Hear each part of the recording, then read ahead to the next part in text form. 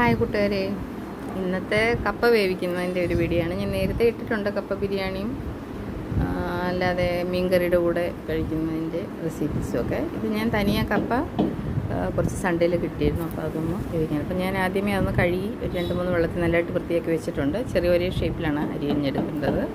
പിന്നെ നമ്മൾ വലിയ പാത്രം, അതായത് ഞാൻ ഇഡ്ഡലിക്കുട്ടമാണ് അതിന് ഉപയോഗിച്ചത്. അപ്പോൾ അതിനകത്തൊരു പകുതി തട്ടിൽ വെള്ളം നിറച്ചിട്ട് അത് തിളയ്ക്കാറാകുമ്പോൾ ഇത് കഴുകി വാരി അങ്ങോട്ടിടും കപ്പ. അങ്ങനെയാണ് ഞാൻ വീട്ടിലേക്ക്. അപ്പോൾ പെട്ടെന്ന് അങ്ങ് തിളച്ചോളൂ. പിന്നെ നല്ലതായിട്ട് തിളച്ച് വരുമ്പോൾ കുറച്ച് കല്ലുപ്പും കൂടെ, ഒരു പിടി കല്ലുപ്പ് വാരിയിട്ട്, അപ്പോൾ ഉപ്പ് പിടിച്ച് നല്ലതായിട്ട് വെന്തോളും. അത് വെന്ത് വരുമ്പോഴത്തേക്ക് നമുക്ക് അതിൻ്റെ അരപ്പ് തയ്യാറാക്കാം. ജീരകം, വെളുത്തുള്ളി, പച്ചമുളക് അളവൊക്കെ കൂട്ടാം. എരി കൂടുതൽ വേണ്ടവർക്ക് നമ്മൾ ഈ പരുവത്തിലാണ് ചേർക്കുന്നത്. 6-7 വെളുത്തുള്ളി അല്ലി, കുറച്ച് തേങ്ങ, ഇത്രയും നമുക്ക്. കറിവേപ്പില ഉണ്ട്, നല്ലതാണ്. എനിക്ക് കറിവേപ്പില ഇല്ലായിരുന്നു ഈ പ്രാവശ്യം. കറിവേപ്പിലയും കൊണ്ടൊന്ന് കല്ലിലൊക്കെയാണ് ചതച്ച് നിരക്കി എടുക്കുന്നത്, നല്ലതാണ്. മിക്സിയിലായതുകൊണ്ട് ജസ്റ്റ് ഇതൊന്ന് ചതഞ്ഞ് വന്ന് കഴിയുമ്പം കറിവേപ്പില ഉണ്ടെങ്കിൽ അതിലോട്ട് ഇട്ടൊന്ന് കറക്കി എടുത്താൽ മതിയാവും.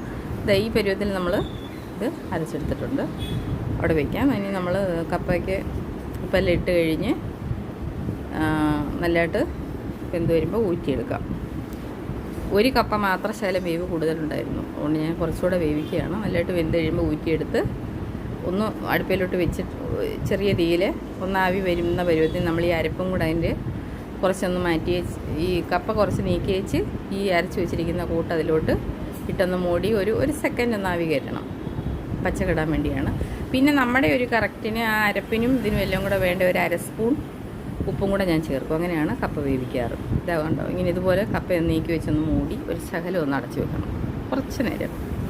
എന്നിട്ട് നമ്മൾ അതിനകത്തോട്ട് ഇതുപോലെ ഉപ്പിട്ടിട്ട് കട്ടിയുള്ള കട്ടിയുള്ള എന്ത് തവിയോ കരണ്ടിയോ ചപ്പാത്തിയുടെ തടിയോ എന്ത് വെച്ച് വേണമെങ്കിലും നല്ലതായിട്ട് വൃത്തിയായിട്ട് കുഴച്ചെടുത്താൽ നമ്മുടെ കപ്പ പുരട്ടിയത് തയ്യാർ.